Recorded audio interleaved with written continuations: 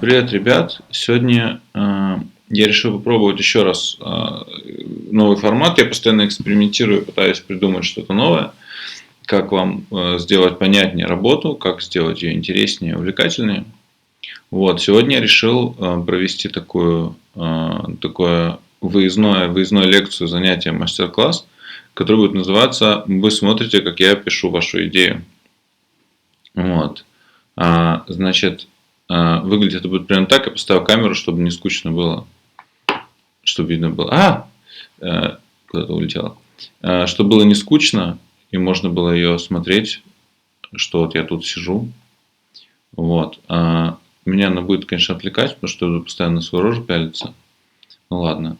Значит, вот такой у меня. Я только осваиваюсь с маком. Если что, извините, я буду тупить. Я просто взял. Ну, тут камера получше. И сам комп как-то поприятнее. Но это Mac, я в нем ничего не понимаю. Вот, я выписал здесь лепестки ромашки Good Story. Вот, сейчас. Мне сегодня будут вот эти ребята помогать, видите, вот. Это как раз педагоги Good Story Media, которые как раз я открыл их занятия. Если что-то я забуду, что-то мне будет непонятно, то я буду обращаться к ним. Значит, сегодня мы будем рассматривать такую ситуацию, которая часто возникает у всех сценаристов и писателей. Причем вы рассмотрите в нашем примере. Ситуация такая. У меня есть идея. Вот есть идея.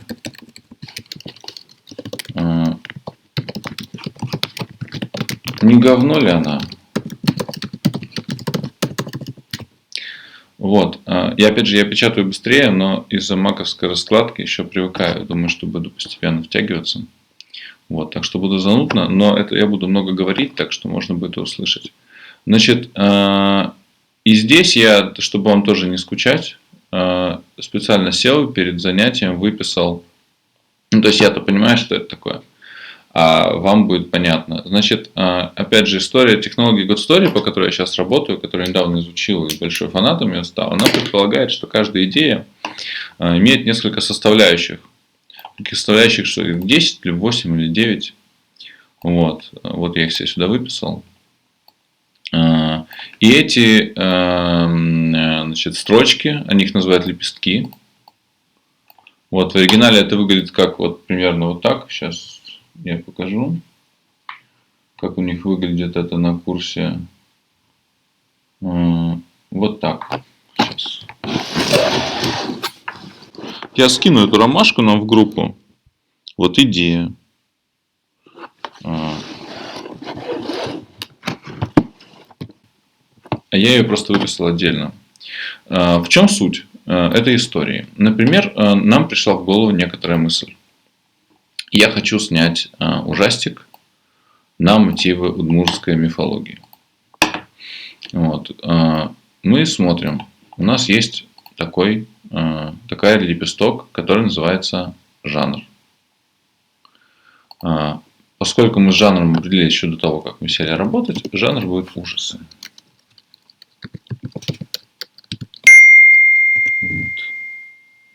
Вот я, извините, я тут постоянно что-то вылазит, я не буду даже реагировать. Жанр у нас ужасы. По их же системе и по известным зрителям, значит, канонам, известным продюсерам, это мужчины и женщины с 20 до 40 любители фильмов ужасов. Это наша целевая аудитория. 20-40 МЖ любители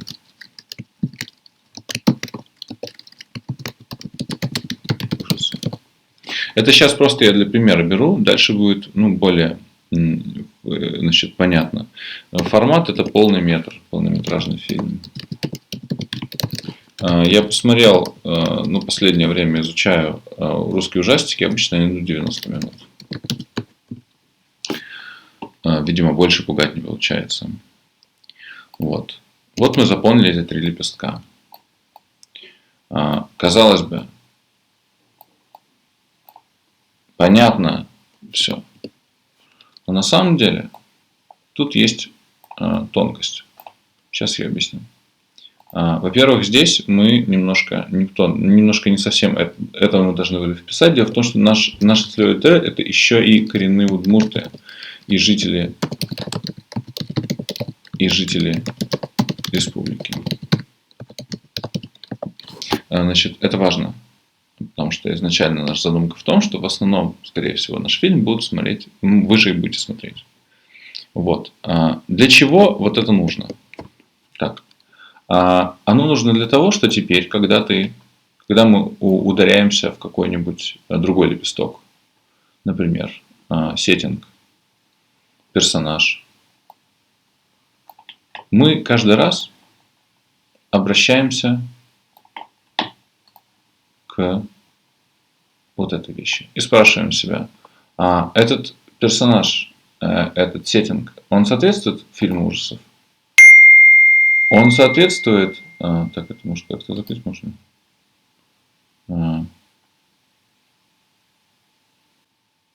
Блин, не знаю. Короче, буду щелкать дальше. Он будет понятен коренным удмуртам, и будет ли он отвечать ценностям жителей или нет? Будет ли он понятен для нашей целевой аудитории? Или это для кого-то моложе или старше? Это такие как бы основополагающие вещи. То есть мы, поскольку уже решили с ними, мы их оставляем. Дальше идут такой забавный и мне впервые услышанный лепесток как тональность.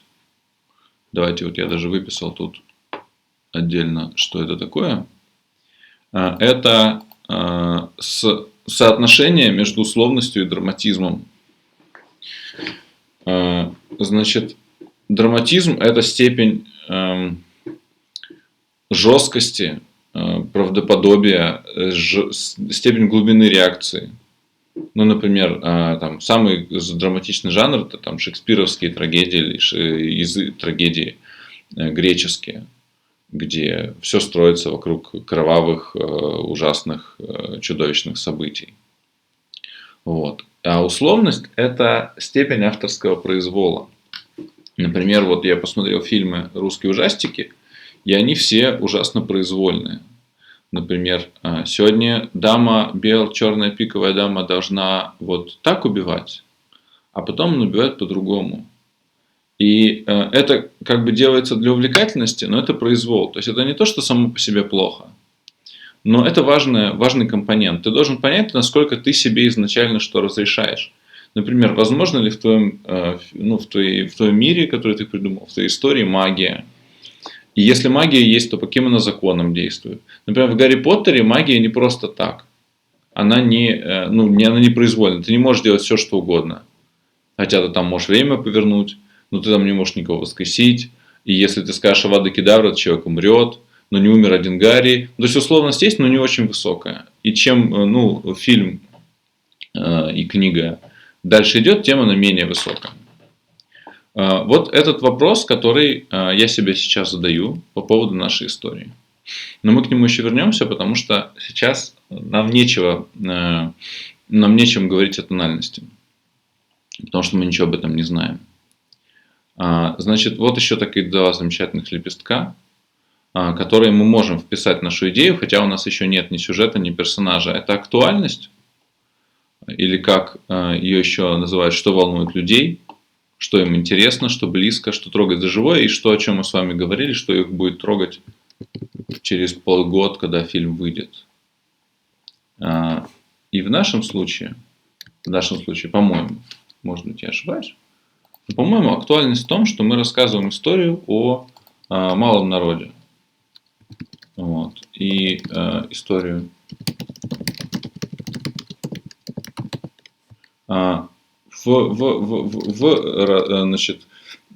исследуем проблемы и сердце, как я это люблю называть, некой группы людей, довольно крупной.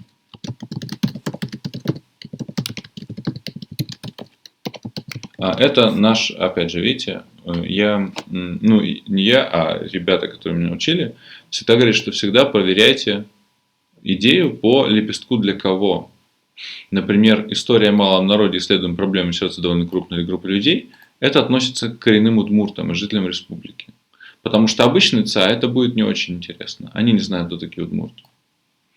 Вот. Для них я бы, для тех людей, которые не интересуются мифологией, я бы сказал, что актуальность в том, что это проблемы самореализации, самоосознания и самореализация,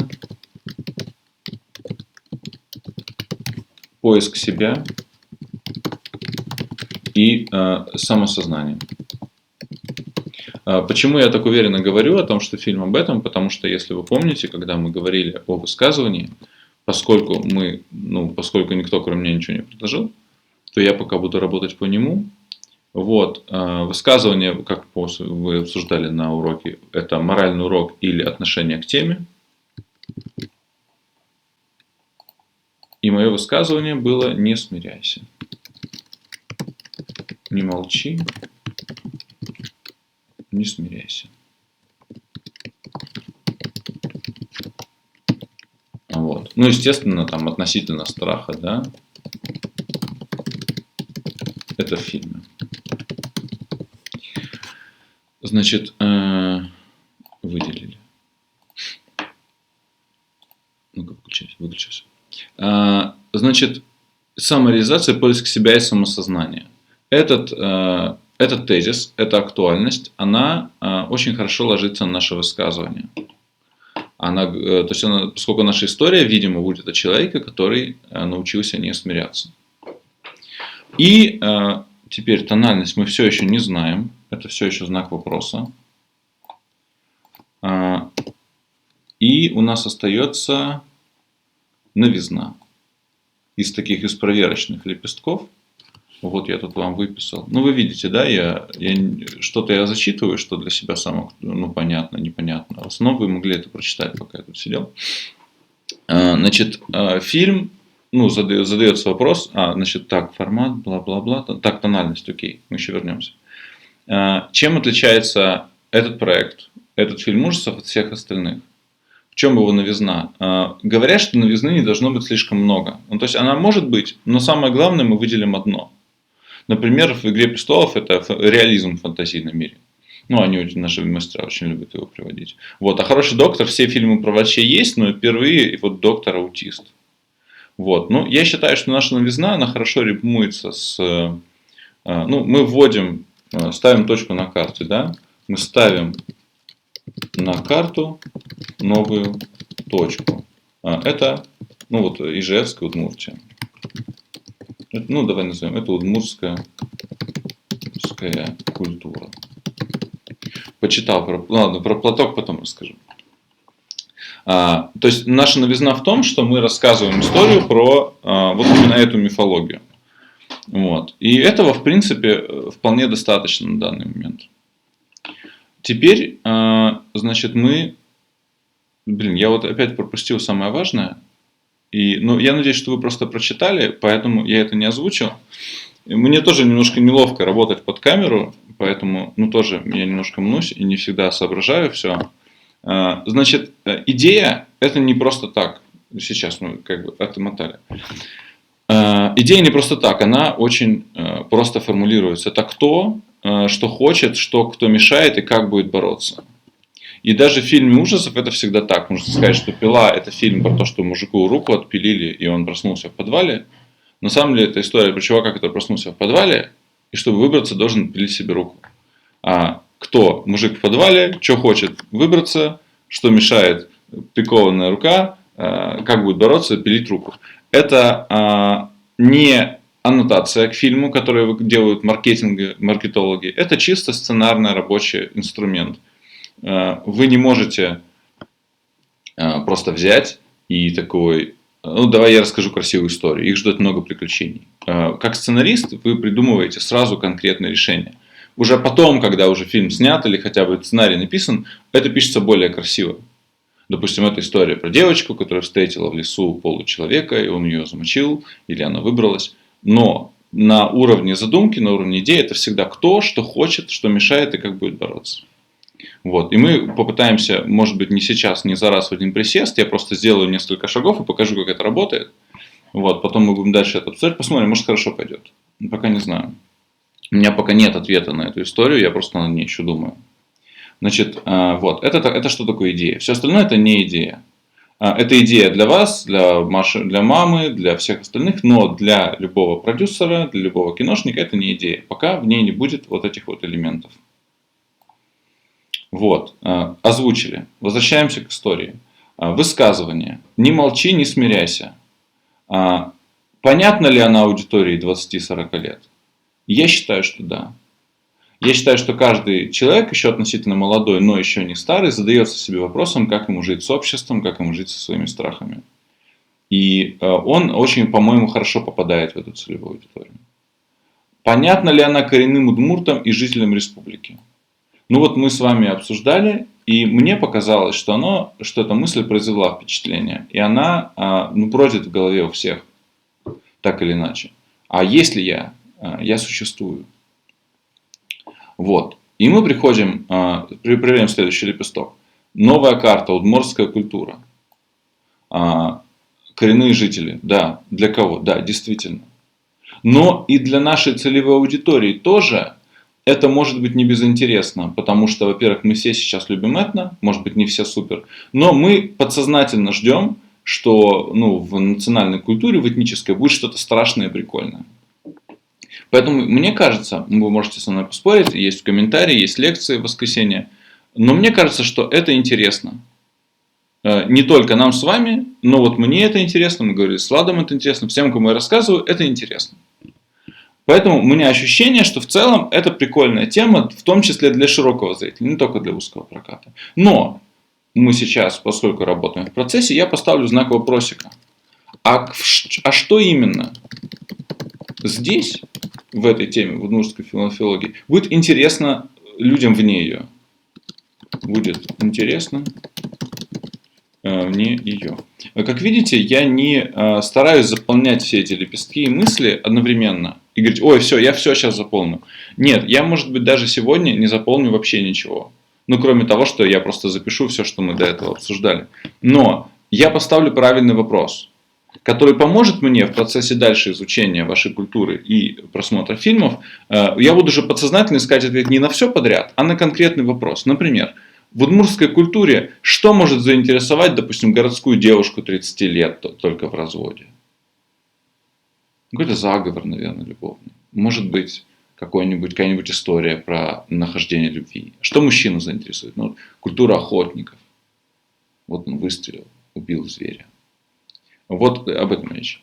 И теперь, когда я изучаю эту культуру, я уже понимаю, а что здесь будет интересно вот моей ЦА? Потому что вроде как для коренных удмуртов и жителей это уже интересно, потому что это про них. Но что будет интересно такому же, как я, допустим, человеку городскому и не являющемуся вашим соотечественником, я буду на это смотреть. Значит, идем дальше по лепесткам. Теперь вы видите, да, что мы заполнили то, что нам уже понятно. Это в любом случае будет так. И мы начинаем, исходя из того, что нам уже понятно, строить остальные, из которых мы сейчас переходим так, актуальность я сказал, и переходим к самым лютым, жестким и, собственно, тем, что является историей. Это сеттинг и персонаж.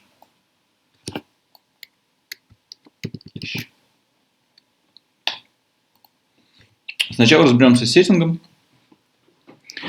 Сеттинг это максимально широко, это где происходит действие. Например, действие пиковой дамы происходит в современной Москве, как я понял. Или какой-то, не в Москве, неважно, в большом городе. Действие Юленьки происходит в какой-то затрапезной, странном месте женской гимназии.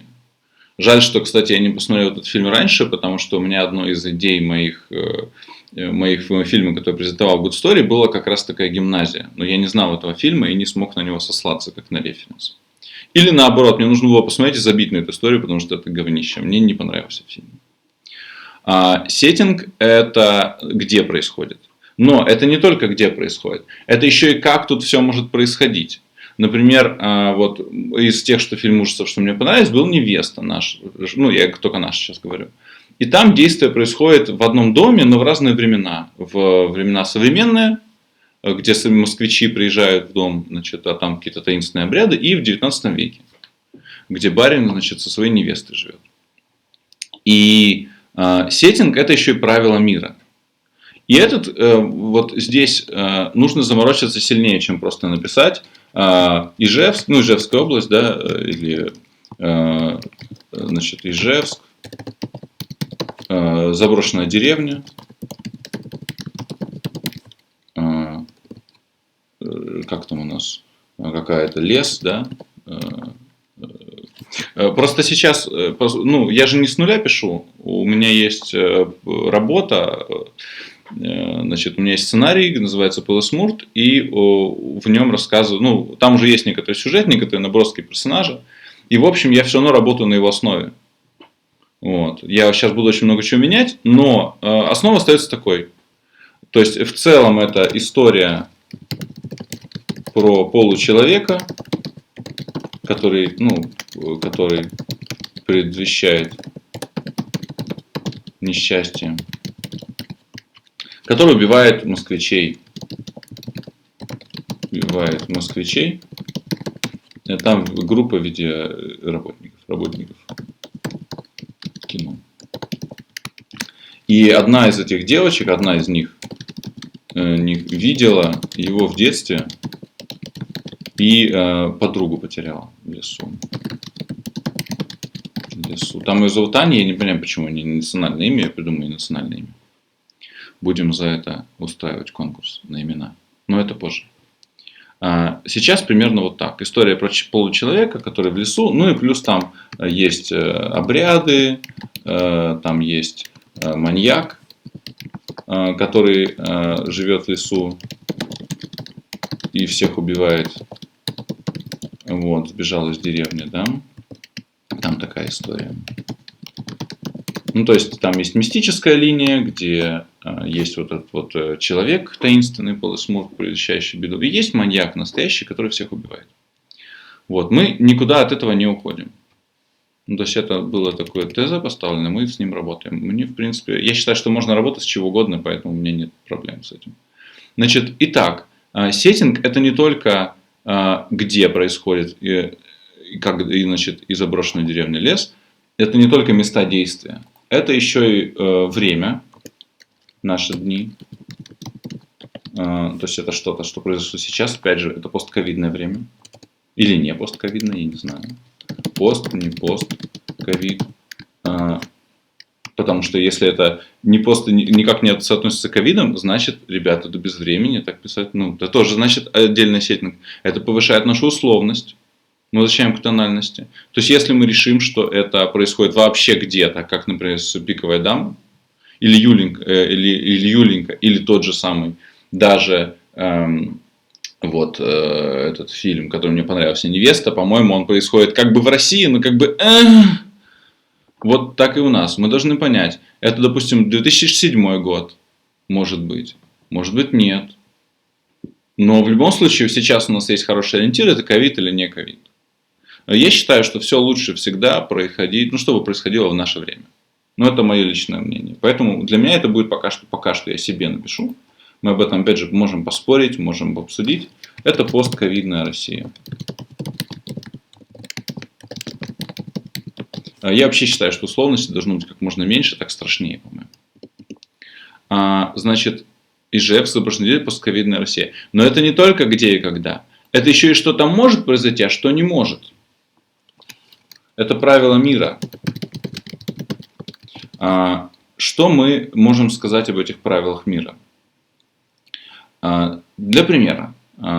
Классический фильм ужасов Хичкока «Психо» не содержал никакой условности. Правила мира были в том, что есть отель, в котором умирают люди, и они, значит, вот туда попадает девушка, ее убивает, потом находят убийцу. Как бы правила мира это изначально реалистичные, убийство там имеет последствия, приезжает следователь, все расследует. Вот, значит, есть машины, убийца может попасться, там есть какая-то полиция, она не на его стороне. Это все есть правила мира. Например, в фильме, я просто, сейчас это на ходу придумываю, потому что таких вещей нам не рассказывали, это уже сам дошел. Например, в фильме «От заката до рассвета» Тарантино тоже есть какой-то такой отель, ресторанчик, где все бухают, вот, и пьют, и танцуют. Но там правила мира другие, это все вампиры, и они хотят тебя сожрать. И этих вампиров можно убить. И ты знаешь, как их убить? Их нужно убить серебром или осиновым колом, или даже если просто крестом махать, который ты руки скрестил, они все умрут. Вот. И это тоже правило мира.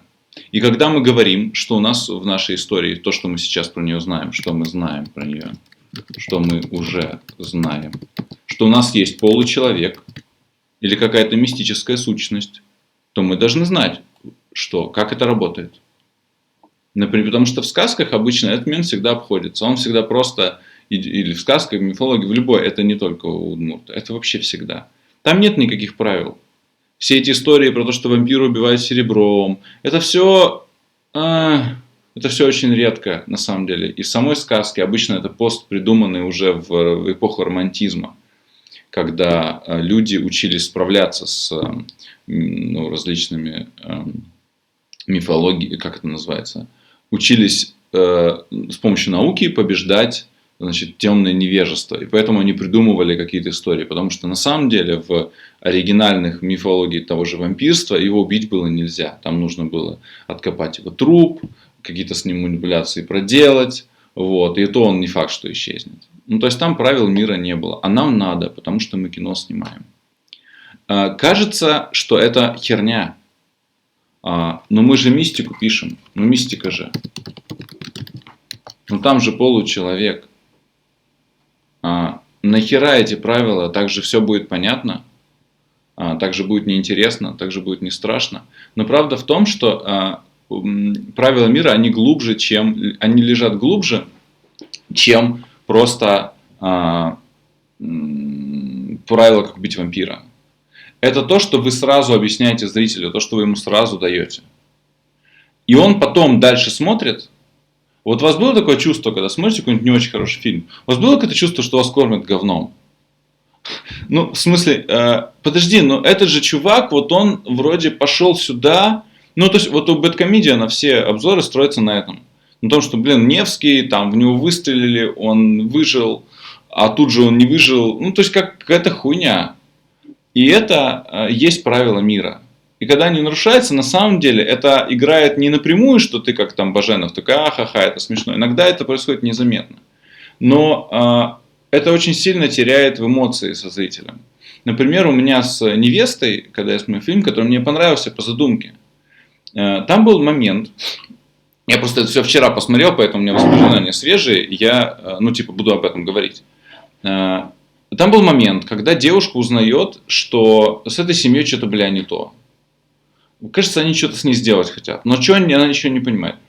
И она ведет себя странно. Она продолжает бухать с ними. Она продолжает с ними есть, ходить с ними гулять.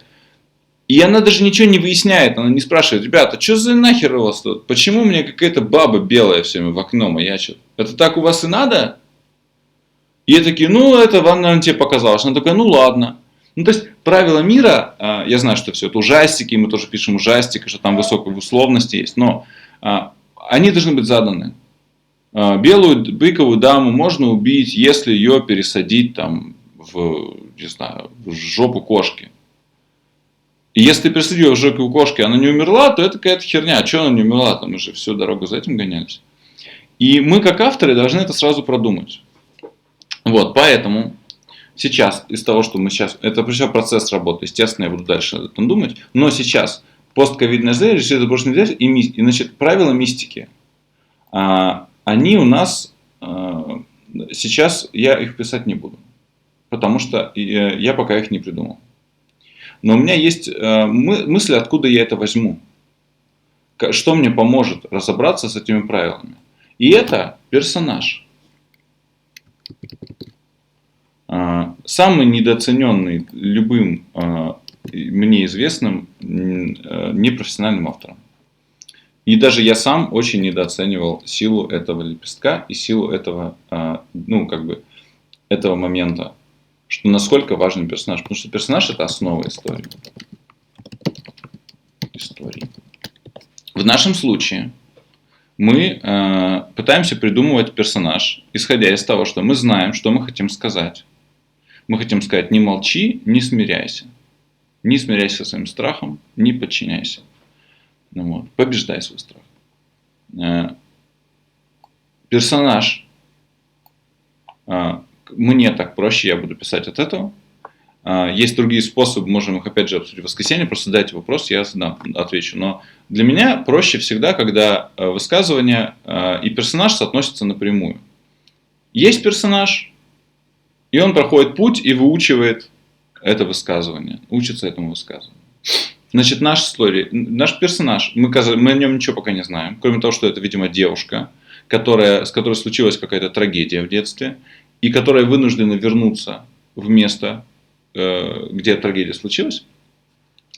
Она должна быть изначально, то есть наш персонаж, мы с ним знакомимся, он смиренный, молчаливый. Почему? Откуда я это знаю? Да потому что у меня высказывание: не молчи, не смиряйся.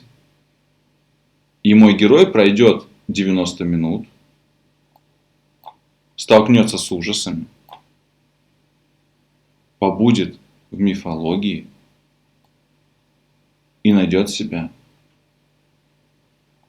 Поэтому вначале он смиренный и молчаливый. И пройдя сеттинг, лес, встретившись с маньяком и с получеловеком, он был смиренный и молчаливый, а стал несмиренный и молчаливый. Научился побеждать страх. Стал сильным. Мы уже кое-что знаем о персонаже. Вот. Соответственно, мы уже поняв это, что поскольку наше высказывание такое, а наш персонаж изначально такой, то мы уже кое-что можем сказать и о сеттинге ввиду этого. Теперь мы знаем, что наш сеттинг должен предоставить нашему герою возможность вырасти над собой, возможность научиться побеждать страх. И это, значит, вот сейчас я буду думать уже, реально, это я все продумал до лекции, сейчас я буду думать на месте, но он и ужасный, и дающий надежду, по-моему, должно быть. И вот я бы, то, что у меня еще какая мысль есть, что я бы сделал герою такой надлом, что я бы ее сделал отверженным человеком. Почему? Отверженным. Своим родом, да? Потому что вот мы с вами в воскресенье говорили, и вы говорили о том, насколько для удмуртов это важно, быть частью племени, быть частью рода. Мне кажется, что герой, который изначально отвергнут, он, с одной стороны, более уязвим покажется зрителю нашему, концептуальному, нашей целевой аудитории. То есть человек, который окружен заботливой семьей, любящими детьми, хороших отношениях с родителями, он для удмурта, мне кажется, будет казаться менее уязвим.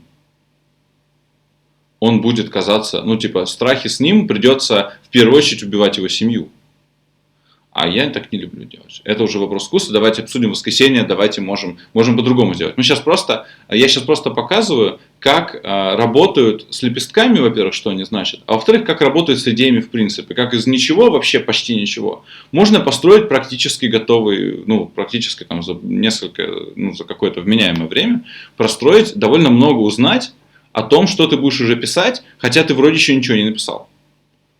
Вот. Мне кажется, что персонаж-изгой, он будет зрителю понятнее. И он как раз и пройти вот этот вот путь, мне кажется, ему будет легче. Но, с другой стороны, опять же, мы можем сказать: хорошо, но если это послушная девочка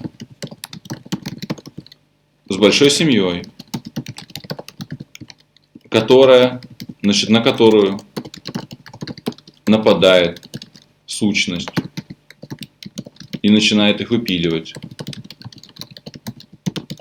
И она... О, блин, я уже прям заражаюсь этой идеей. Вот. И она, значит, вынуждена дать ему отпор.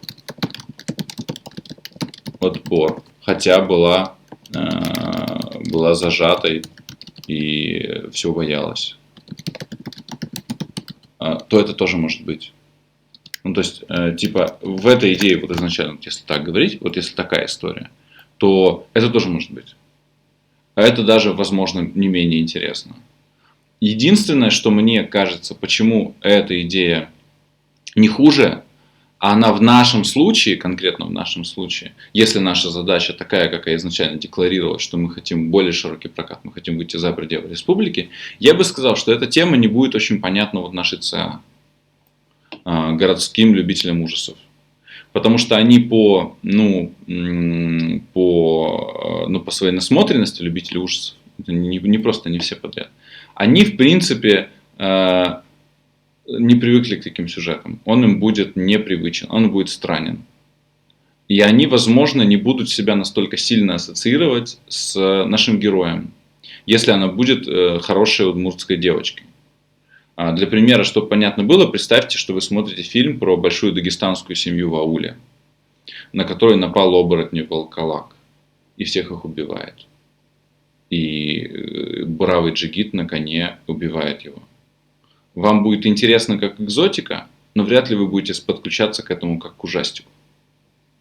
Скорее всего, вы будете смотреть это как некую экзотичную сказку. А мы все-таки пытаемся напугать, потому что, опять же, по правилам нашей игры, это жанр ужасов.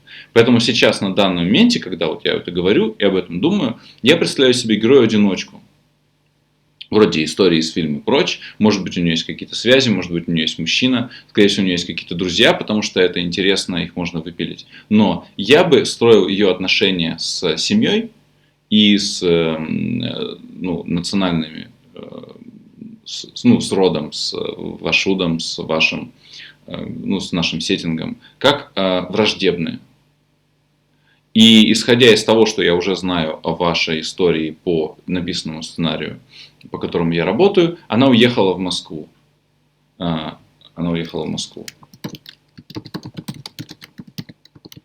И если мы посмотрим ваши записи, то, что я записал на лекции, вот он все написано, то мы говорили о вражде деревенских и москвичей, и людей, которые уехали в город. И это как раз тоже, эта тема тоже покрывается ей. Вот.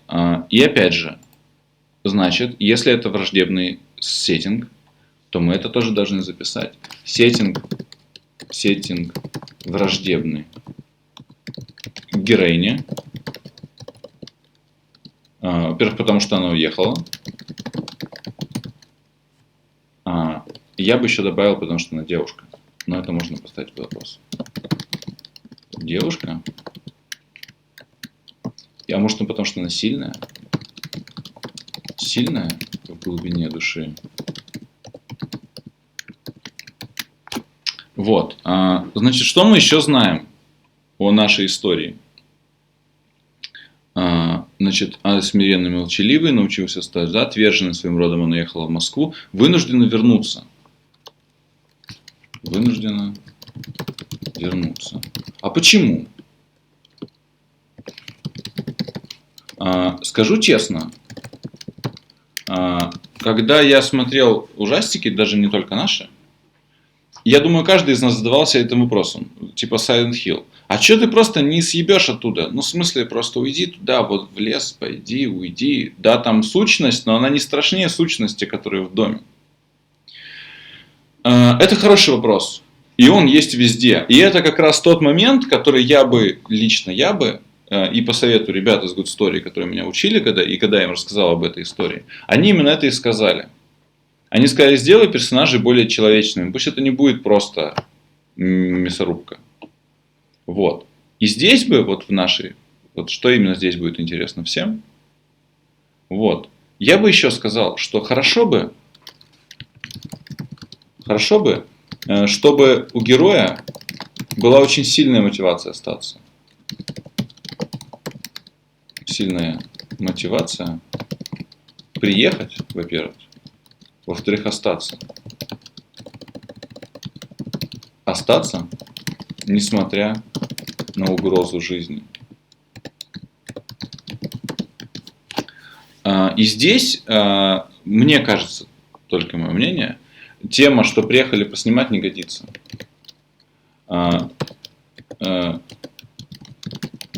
Поснимать. То есть, если они, для нее важна, то есть получается, что для нее карьера важна, не снимут, уволят, да, или что. Ну там, во-первых, а почему именно это? А почему не снять, пойти под забором? Почему это не симулировать? Зачем обязательно должен быть настоящий полусмурт? А если она просто приедет туда и будет снимать, и нужно будет бежать, то по сути нам нужно будет, все это превратится просто в безумного Макса, где просто нужно будет постоянно придумывать историю, почему, как ей мешают сбежать, телефон не работает, машина не едет. Это все штампы, и я это не люблю. По-моему, это не страшно. А современный насмотренный зритель, уж даже я не очень насмотренный в ужастиках, но и то мне всегда это скучно. А современному насмотренному зрителю это вообще херня. Это типа, блядь, и что, опять телефон не работает, да? Поэтому я посоветую ребята с Good Story, я бы очень хорошо подумал, что должна быть очень сильная мотивация. Что я имею в виду? То, что у меня сейчас в голове, это вот такая штука. Значит, мы уже с вами обсуждали, когда я говорил о удмуртской культуре, я говорю, что это культура младшего брата. Вот видите, я тут что-то написал себе. Это культура младшего брата по отношению. И это культура, где очень важна семья. И из того, что мы уже знаем о нашей героине, что она отвержена,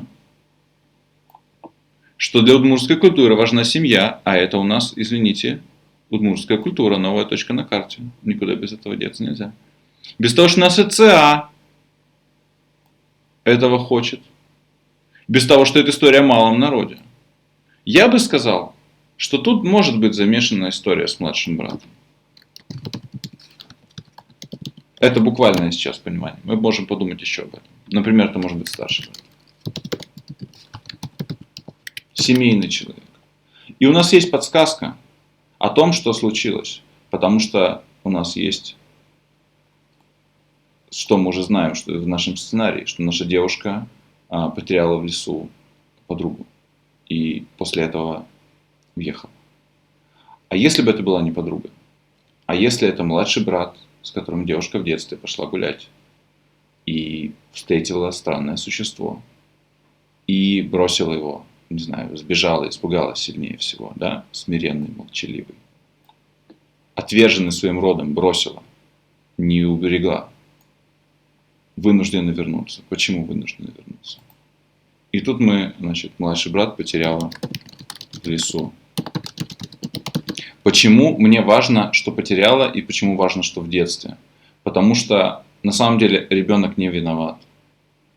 То есть ребенок, потерявший другого ребенка в лесу, не виноват. Виноваты родители. Я как родитель это так считаю. И любой зритель подключится к этому, потому что на самом деле это не, там, не знаю, нездоровый мужик увидел, херню и убежал. Нет, это девочка маленькая, она испугалась, она бросилась, споткнулась, он споткнулся, она убежала, вернулась, его нет. Все, трагедия. Для нее это трагедия на всю жизнь, чувство вины, смирение молчаливое, да. Отверженная своим родом, да. Уехала в Москву, конечно, при первой же возможности. И вопрос, почему она вынуждена вернуться.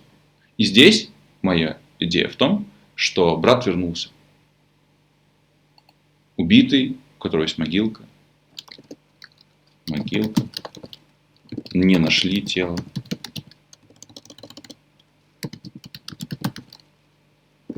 Наверное, убит. А он вернулся. Он вернулся. И это какая-то таинственная сущность. Какая-то мистика. Опять же, я ничего не знаю.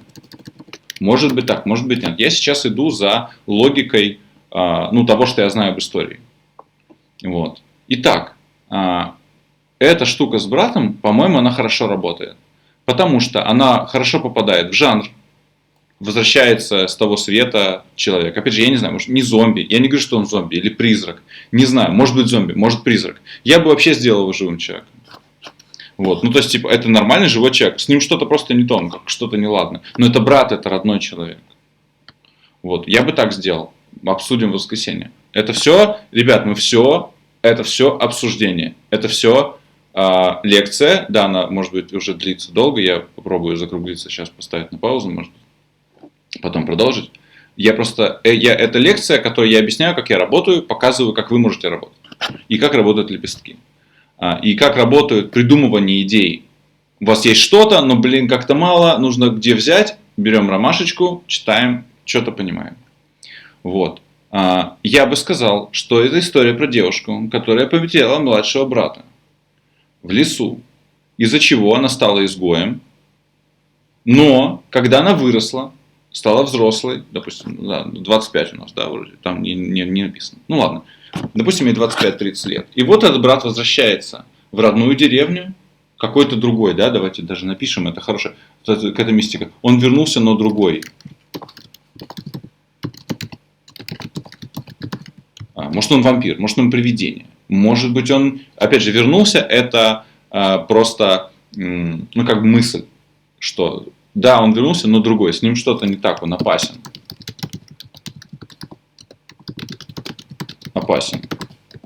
Дальше, значит, мне нравится эта идея, и я бы ее оставил пока что, по крайней мере, как рабочую, или как повод для размышления. Пока мы ничего лучше не предложим, или пока мы какую-то задачу не усвоим. Значит, опять же, задача в чем? Вы меня сейчас слушаете, если уже кто-то дожил до этого момента. Вот, но я работаю вне зависимости от того, дожили вы до момента или нет. Я все равно напишу этот сценарий, и все равно сделаю так, что он будет снят. Но важно что понять. Либо спорить со мной как участвовать. Либо вы говорите: Вов, ты не совсем правильно понимаешь Удмуртию, например, или это не совсем в жанре, или это не совсем в твоем ЦА. То есть уже из условий задачи мы говорим. Окей, исходя из этих условий задачи, эта идея, наверное, не лучшая. Вот. Мне кажется, что удмурту это будет непонятно, например. Можем это обсудить, что-то изменить. Вот. Либо мы говорим: да, это уже не соответствует тому, что уже есть. Либо это недостаточно интересно, увлекательно, можно лучше, или смотри, как лучше сделать, исходя из того, что мы уже знаем. И это важная фигня, и это, пожалуй, самый такой важный урок для вас, людей, которые хотят начать писать. Что не нужно передумывать без конца все. Сказать: ой, у нас ужасы, наверное, все-таки не ужасы. А давайте это будет все-таки триллер.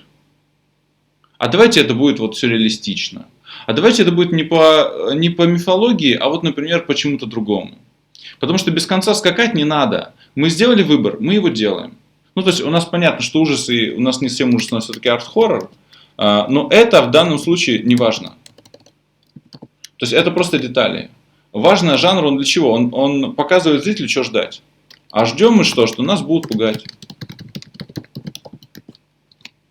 Вот. То есть, значит, спор такой, то есть, либо мы говорим, у нас твоя логика не соответствует твоему же заявленной истории, либо, смотри, эту же логику можно использовать лучше. Но если мы говорим: ну, ты знаешь, мне больше нравится, да, история про послушную девочку, в которой с семьей какая-то херня творится. Вы скажете: мне это больше нравится. Но это нравится, тогда вы должны подтвердить. Вы должны сказать: это будет более ново, это будет более соответствовать высказыванию, это будет лучше попадет в нашу целевую аудиторию, формат больше подходит. То есть, или там персонаж будет более понятен. Вот так мы спорим, так мы общаемся. Вот. Учимся быть профессионалами. Но со мной можно как угодно, я все равно все вытерплю. Но для себя внутри, когда сами пишете, что-то придумаете, всегда держите это в голове. Вот я придумал. Вот так оно, из этого я сейчас исхожу. Я сейчас доведу это до конца, да, напишу сценарий, а потом буду другой сценарий придумывать. Вот там будет триллер, и он будет про город. Вот. А сейчас мы пишем ужасы арт-хоррор полного метра для удмуртов и будем пытаться вводить его на какой-то более широкий рынок, возможно, для каких-то фестивалей, но мы не пишем это для кого. Фестивали это не для кого, это ничего. Это просто люди, мы даже их не знаем, какие-то жюри какие-то. Вот. актуальность, история о малом народе, да, самоизанализация, поиск себя, самосознание, тональность пока пропускаем, пока мы поговорили о ней, пока что мне она непонятна. Новизна, новая точка, удмурчие, не молчание, да. Значит, вот мы возвращаемся. Вынуждены вернуться, почему? Хорошо, если сильная, это сильная мотивация, это очень сильная мотивация. Значит, что-то с ним не так. Значит, это то, что мы уже сейчас знаем. То, что я сейчас, по крайней мере, то, что моя идея, да, она рождается на том, что удмуртская культура – это семейная культура, культура младшего брата, и это будет понятно. Кроме того, это будет понятно, мне кажется, многим людям, потому что через боль персонажа, что про боль мы еще поговорим, когда мы говорим про персонажа, но через персонажа, потерявшего своего брата и который внезапно вернулся, вы знаете, у меня нет братьев, но я бы остался, я представляю своего ребенка на этом месте. И я бы ради этого не то что влез с сущностью, я бы просто из дома не вышел, я бы его ни на секунду не оставил, если почему-то я его потерял. Знаете, как мама в супермаркете идет и где мой ребенок, где он, бля? И она мечется, а вот он за ней стоит, и он прячется, просто ему весело. И она в него, ты что творишь, она вцепляется. Вот это чувство, мне кажется, оно хорошо понятно. Любому человеку, у которого даже нет детей или братьев или сестер. Оно понятно, вот прижать к себе родное, что ты уже потерял. Давайте даже это запишем, это классный образ сейчас пришел в голову. Женщина в супермаркете, которая потеряла ребенка и обнимает, когда нашла, и не отпускает. Ну вот и представьте, а ребенок, допустим, не может уйти из супермаркета. И женщина его, она пойдет, она оставит в супермаркете волк, медведь, маленькая хрупкая женщина с ребенком, или просто сбеги, она не сбежит, пока ребенок не с ней. Да? А это ровно то, что нам и надо. Потому что мы хотели, чтобы у героя была очень сильная мотивация приехать и очень сильная мотивация остаться. Значит, соответственно, что мы уже кое-что знаем даже про младшего брата, исходя только из того, что мы сейчас сказали. Мы уже знаем, что по каким-то причинам брат уехать не может. Потому что если он может уехать, у нас история не складывается. О чем тогда рассказать? Она взяла его, уехала. Да? По каким-то причинам брат уехать не может. Допустим, он как-то привязан вот к этой локации. Опять же, сеттинг враждебной героини, ее ненавидит своя семья, да, ну а как и будет относиться? Проебала ребенка. Чувство вины. Ненавидит.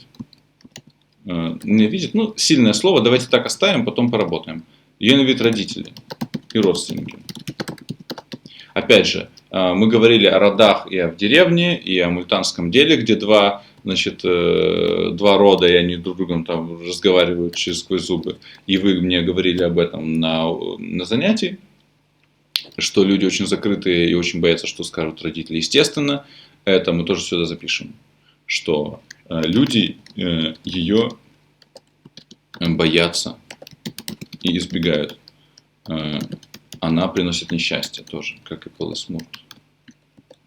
Она приносит несчастье. Значит, это сейчас мы вот делаем то, о чем я говорил вам на занятии, что я не придумываю ничего за вас, а просто даю вам место, куда это можно запихать. Например, мы ни слова не говорим про полысмуртов, про нюлысмуртов, про вулмуртов, их отношения, все остальное. Пока что мы об этом ничего не говорим. Мы просто выстраиваем мир, в котором герой, которому понятная, интересная цель, задача, пытается там остаться и пережить все эти ужасы. Чтобы научиться не молчать, не смиряться. Опять же, это тезис наш. Вот, может, мы поменяем высказывание, и история поменяется. Но пока что она такая, и вроде как, мне кажется, пока все логично. Вот. Люди ее боятся и избегают. Она приносит несчастье. Это, опять же, это сеттинг. Это прикольный сеттинг. По-моему, это очень классно, потому что это очень хорошо попадает в ЦА. Страх вот этот, вот в офис приходишь. Вот. Во-вторых, это хорошо попадает в коренных удмуртов. По-моему, это все здорово. Вы же мне сами это все рассказывали. Вот. Плюс это, опять же, в жанре. Вспоминаем любой там Стивен Кинговский фильм. Какая-то деревня злоебучая, в которой в поле живет соломенное чудовище. Вот. Тоже хорошо. Вот. И таким образом мы уже, опять же, только исходя из того, что мы уже знаем. Я ничего, вообще не креатива тут просто ноль. Сейчас нет никакого креатива. Только холодная логика. Ну, основан на том, что нам нужно фильм делать 90 минут, да, мы не можем его закончить через 5. Привет, брат, я тебя рад видеть, поехали. Вот. Соответственно, у нас есть как-то привязан к этой локации. И здесь я бы, опять же, мое мнение, давайте обсудим воскресенье. Вот тут-то бы я мистику бы и включил. Его держит что-то мистическое. Что это? Может, опять же, может он призрак. Вот, и мы вся история про призраков. Но я, честно говоря, в вашей мифологии призраков не увидел, а видел только те, кто живые люди, анимизм. Поэтому, наверное, это не призрак. Наверное. Может да, может нет. Не знаю, посмотрим. Это все креатив. Это сейчас не важно. У нас есть герой, который как-то привязан, его держит что-то мистическое. Вот. Может, он что-то слышит. Может, ему лес что-то шепчет. Не знаю. Вот давайте даже запишем. Может, ему лес что-то шепчет. Что-то. Не знаю. Почему нет? Вот. Таким образом, у нас персонаж, опять же, берем. Она смиренным и молчаливой сильно научилась побеждать страх быть сильным, отверженным своего рода, уехала в Москву, любит брата и чувствует постоянную вину. Вот. Перед всеми. Потому что смиренным и молчаливым нас делает чувство вины и страха. Да? Вина и страх. Вот. И я бы здесь бы еще вот что бы добавил, что наверняка, поскольку у нас, да, мы не выбрали тональность, может быть, наша условность будет высока, но в сеттинге было бы логично, что если бы такой вот человек, как вот этот брат, да, появился бы в каком-то, у нас пока мы не знаем, город или деревня, но, наверное, это что-то все-таки не совсем город, наверное, это все-таки что-то рядом ближе к деревне, то, наверное, он бы тоже казался каким-то очень странным. И у нас есть два выхода, и об этом можно опять же подумать. К нему относятся как? Как к нему относятся другие? Она видит в нем маленького брата, но как к нему относятся родители, да? Родители, деревня, род, да? Может, они что? Тут, собственно, два варианта есть. То есть, либо он демон, и его боятся, либо он шаман, и его боятся, но слушаются.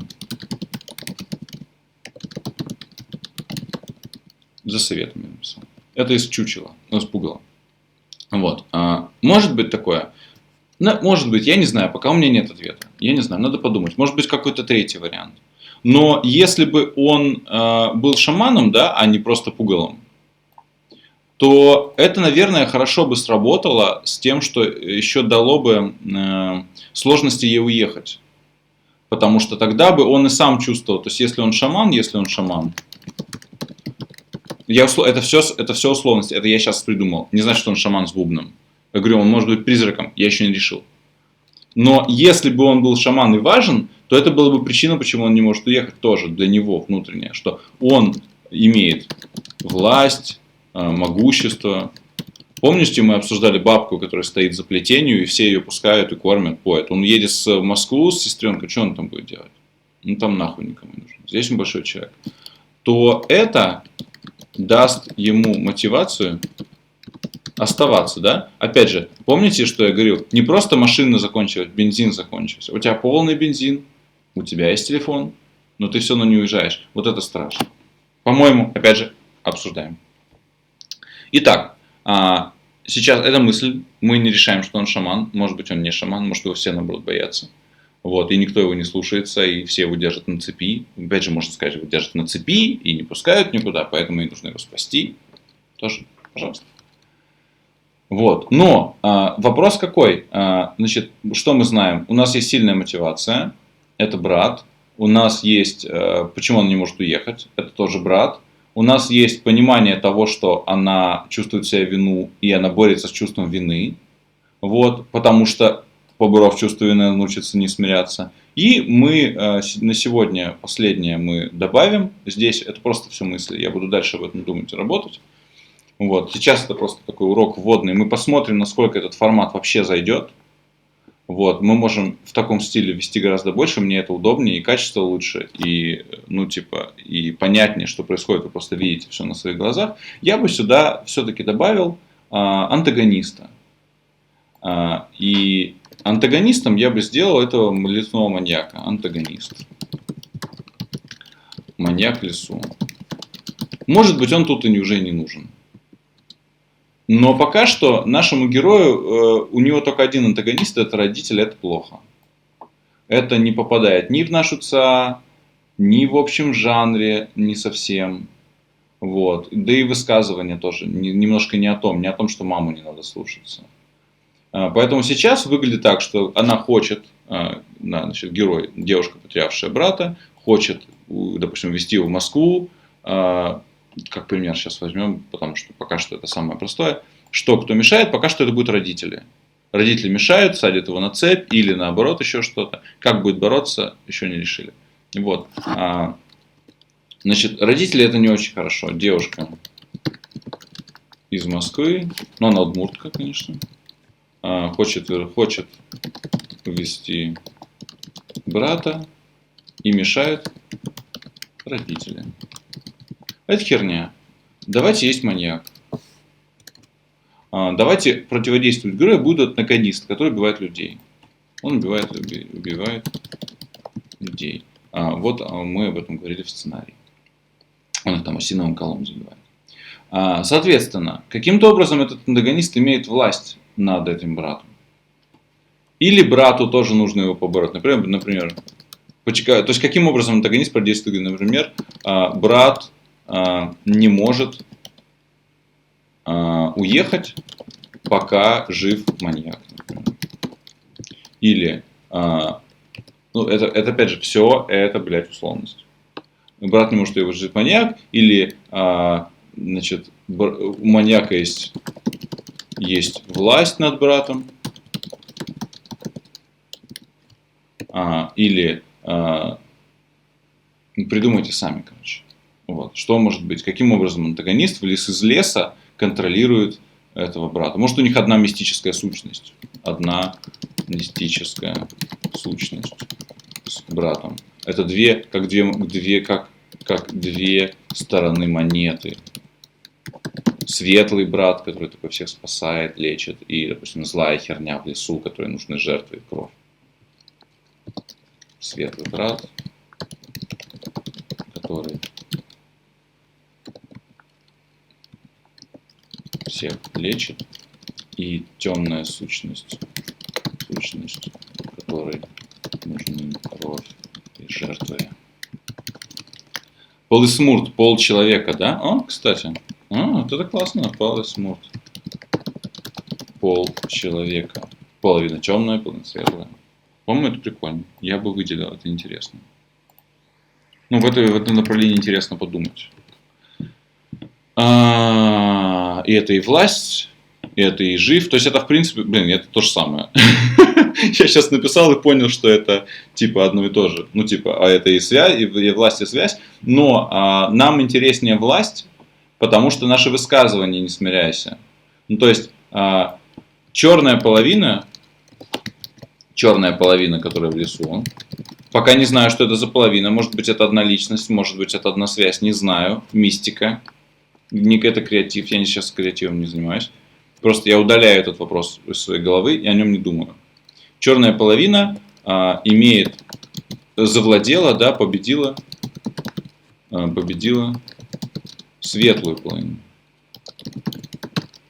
Брат, да. И теперь вот она всех там мочит, например, и героиню пытается замочить. Вот. А теперь героиня пытается светлую спасти, а темную замочить, я не знаю, сбежать. От нее. Черная половина маньяк. Завладел. Так, вот это хорошо. Потому что это длинное предложение отвечает на вопрос, что мешает. Мешает не сам маньяк. Мешает связь брата с маньяком, да, мешает связь брата с маньяком. Что это за связь? Я не знаю. Пока не думаю об этом. Вот. Как бороться, тоже пока не знаю. Тоже надо подумать. Но похоже, что у нас, и вот мы сейчас вернемся к этому и закруглимся, потому что это было довольно тяжело, и на сегодня пока мне хватит. Вот. Мне тяжело довольно тоже одновременно говорить и думать. Вот. Но мне кажется, что мы кое-что узнали о тональности нашей истории. Как я уже говорил, тональность – это драматизм, соотношение между драматизмом и условностью. То есть между жесткостью, между серьезностью темы, серьезностью поднимаемых проблем и степенью авторского произвола. Мне кажется, что драматизм тут высокий. Потому что тут и брат умирает, то ли умирает брат, пропал, какие-то маньяки, какие-то семейные неурядицы, да, всех ненавидят. Выглядит как высокий драматизм. По крайней мере, выше среднего. И кое-что про условность, наверное, можно сказать. Потому что, да, вот это все выглядит как... Хотя нет, я ничего пока не могу сказать по условности. То есть можно сказать, что это все дико условно, потому что вот эти все мистика и все это все как-то непонятно как работает. Но с другой стороны, если мы сразу зададим условия игры, что по каким-то причинам это одно, ну типа брат и маньяк, они связаны, то это будет низкая условность, потому что мы же не будем это нарушать, то есть связь не будет разрушена. Я про условность ничего не знаю. Но знаю, что это будет довольно драматичная история. Именно из-за масштаба поднимаемых тем, да, из-за того, что тут всякие творится. Не просто убийство. Убийство – это невысокий драматизм. В фильмах Шварценеггера постоянно убивают, но там это не драматично, это просто прям все, пистолет, как мишень. Люди как мишень. У нас нет, у нас каждая смерть – это трагедия. Поэтому это высокий драматизм. Опять же, занятие в воскресенье будет, соберемся, давайте поспорим. Давайте, это все обсуждаем. Значит, напоследок, вот сейчас я провел эту работу у вас на глазах, чтобы и для себя тоже что-то понять, и попробовать такой формат. Но вот что полезно, так уже вот мысль потерял. Сейчас. Значит, идея, жанр, формат. Вот, что моя работа – это переписывать историю. Она не в том, чтобы я такой придумал какую-нибудь идею, да, есть идея, не говно ли она, вот я назвал занятие. Я придумал что-то такое. Давай это будет история про младшего брата, который потерялся, потом вернулся, стал таинственной сущностью, и девушка его спасает. А вы скажете, не, по-моему, это какое-то говно. Ну, в смысле, типа, мне не нравится. Или мне нравится. Мне нравится, это, им не нравится, это одинаково бесполезное мнение. Полезное мнение, и вам самим полезно сказать, это не формат. Ребят, в ужастиках это не формат. Это выглядит как драма. Я скажу, ну там же есть мистическая сущность, и будет спор. Нет, и мы можем решить что-то другое. Это, наверное, не фильм ужасов будет. Это, наверное, какая-то социальная драма. Это будет какая-то деревенская история. По-моему, это все еще фильм ужасов, потому что пока что мы ничего не знаем про маньяка. То есть, если это просто брат, который вернулся и пытается спасти себя, там не потерял память, это драма. Но у нас история про брата, я не знаю каким образом, пока что это мистика, это креатив, он связан с жутким чудовищем. Он получеловек, получудовище. И это чудовище живет в лесу. Вот. Потом опять же у нас полысмур, та тема. Потому что, по-моему, пока что это ужасы. Потому что можно убивать, можно запихать эту девушку с своими москвичами в какой-нибудь загородный дом, и там их мочить с этим братом. То есть это все можно сделать. Пока что я не вижу, чтобы это были не ужасы. Но я принимаю это как такое абстрактное возражение, что да, это похоже на социалку. Но это похоже на социалку, потому что, тема такая, ребят, все-таки по провинцию пишем. Что ни напиши, все ужасы будут, все социалка. Вот, значит, опять я мысль потерял. К полнометражной, кто мешает, что будет бороться. Да, и вы можете сказать, мне не нравится, давайте по-другому сделаем. И мы сделаем по-другому. Но только чтобы это сказать, вы должны сказать, не просто мне не нравится, вы должны сказать, мне кажется, это не отвечает вот такому-то лепестку. Вот лепестки я вам показал. И еще выложу отдельно. Я все забываю, просто простите. Вот. Скажите, это, наверное, сеттинг какой-то не тот. Это, наверное, персонаж что-то с ним не так. Мне не нравится персонаж, он не будет понятен целый. Вот тогда это будет интересно. И если мы что-то хотим менять, то мы должны изменить это и здесь. Например, мы скажем, наша история, я хочу историю про побледушку. Не хочу, чтобы она была побледушкой. Я, кстати, хочу, чтобы она была побледушкой. Искренне я, как автор, я люблю истории писать про женщин свободных. Но я понимаю, что эта женщина, если она и будет свободна, если она будет трахаться с кем попал, это не смиренный молчаливый персонаж. Нет, не получается. Она уже не смиряется. Может быть, ей больно от этого, может, ее кто-то принуждает к этому, может быть, она будет какой-нибудь БДСМщицей, может быть, у нее будет какой-нибудь чувак, вот, да, так, вот давайте запишем, это интересно, БДСМщица с вебкама, да, с вебкама, сущность, да, ность из сети ей управляет тоже. Опять же, не обязательно ставлю, просто мысль сразу записал. Значит, сущность из сети, вот она сидит и перед черным экраном говорит, делай то, она делает. Почему она это делает? Почему? То, что она смиренная, молчаливая, да. И можно, кстати, это тоже с маньяком завязать, потому что это есть маньяк, я не знаю. А может быть, этот маньяк, он с братом затусил. Ну, то есть, типа, она приехала уже, привезла этого урода с собой, с нему подчиняется, брат нашел, может, брат нашел ноутбук и стал ему сам подчиняться. И теперь ей эту связь нужно самой как-то разорвать, чтобы его спасти. Опять же, просто идея. Не знаю. Это уже креатив пошел, а его, ну, типа, креатив сам по себе опасен. Его нужно пихать постоянно в русло, чтобы он работал. Потому что сейчас это, да, это можно сказать, это работает, потому что, ну, типа, это и сеттингу добавляет кое-что, это и делает героя более виноватым в произошедшем. Но мне кажется, то, что она уже проебала брата в лесу, это уже достаточно виновато. И не нужно еще и то, что она еще и маньяком его сделала. Это уже, мне кажется, это уже перебор. Это будет уже, ну, типа, это уже и, типа, такой традиционалистскому сознанию будет как-то странно, и ЦА, наверное, это не поймет. Хотя, может, наоборот, им понравится. Вот. То есть, я бы подумал о каком-то вот этом вот чуваке из вебкама, как символе, образе, метафоре ее подчинения, ее постоянного желания себя наказать. Желание себя наказать, кстати. Да, давайте мы это напишем. Желает себя наказать. Это психология, да, ты чувствуешь себя виноватым, ты там селф-хармом занимаешься или еще что-нибудь. Но, вот интересная мысль, но когда жизнь не московская стерильная жизнь, а вот эта вот провинция, дом, лес, маньяк начинают ее гнуть и наказывать, тут-то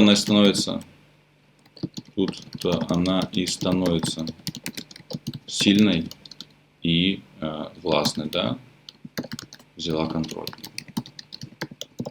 Мне кажется, это хорошая тема. Ну, в смысле, это интересная идея. Давайте я тоже отметим с этими значками. То есть она же себя наказывает, это герой, который себя наказывает, но когда жизнь ее начинает наказывать, она такая «Ма!» и, короче, всех рвет. Это, по-моему, довольно занятное, по крайней мере, тут есть о чем подумать. Вот, значит, я заканчиваю стрим. Пишите мне, когда там посмотрите, послушайте. Я надеюсь, до воскресенья посмотрите, чтобы потом судить. Этот формат будем пробовать еще, как пойдет. Мне он довольно и симпатичен. Я бы еще бы даже сделал Lightroom просто по зуму и просто вместе бы сидели над идеей и тыркались. Было бы тоже классно. Вот. Ромашку просто, блин, кто-нибудь напишите мне, чтобы я не забыл. Это нужно довольно так выуживать придется. Вот. Потому что, видимо, что-то еще подписать надо. И вот так вот выглядит примерно процесс работы над идеей. То есть пишешь все, что знаешь, все, что уже решил, и все, что дальше придумаешь, исходишь из того, что уже решил. И если что-то решил поменять, например, сказал, то есть я сейчас пишу очень жестко, типа прям вот конкретно привязку. Но если что-то, допустим, просто пришла классная идея, вот про вебкам пришла идея. А давай это не маньяк, давай это вебкам будет. Вот. А давай он ее мочит все время. И это вообще все в Москве происходит. И, короче, и вот она там подчиняется. Она удмуртка, но при этом, блин, это... Я скажу, ну да, окей, тогда убираем вот это вот, и все. И пишем нормальный ужастик про вебкам. Вот. Ну и тогда, соответственно, опять же, убираем историю про мало народа, убираем тональность, снижаем, чтобы было интереснее. Новизну у нас туда меняется, это будет первая история про вебкам. Наверное, это и высказывание будет немножко другое. Может быть, не вини себя. Может быть, не... То есть, ну, тут тоже, как бы, и мы сразу много чего поменяем. И это вам там, когда вы будете свое что-то придумывать, это вот полезно будет. А сейчас пока что мы движемся в этом русле. И давайте обсуждать, добавляйтесь, решаем, кому что понравилось, не понравилось, кто что понял, услышал. И обсуждаем в воскресенье. Вот. Всем спасибо большое. Мне было интересно. Под конец разогнался, вроде даже какие-то мысли появились. Вот. Пока что это, еще раз, это все просто мой процесс работы. Я просто сажусь и начинаю вот этим вот заниматься. Сидишь и вот перекладываешь. Может быть, наверное, мне бы даже было удобнее это все проговаривать. Потому что мысль более четко становится. Так что давайте обсуждаем, ждем. Всем пока. Все.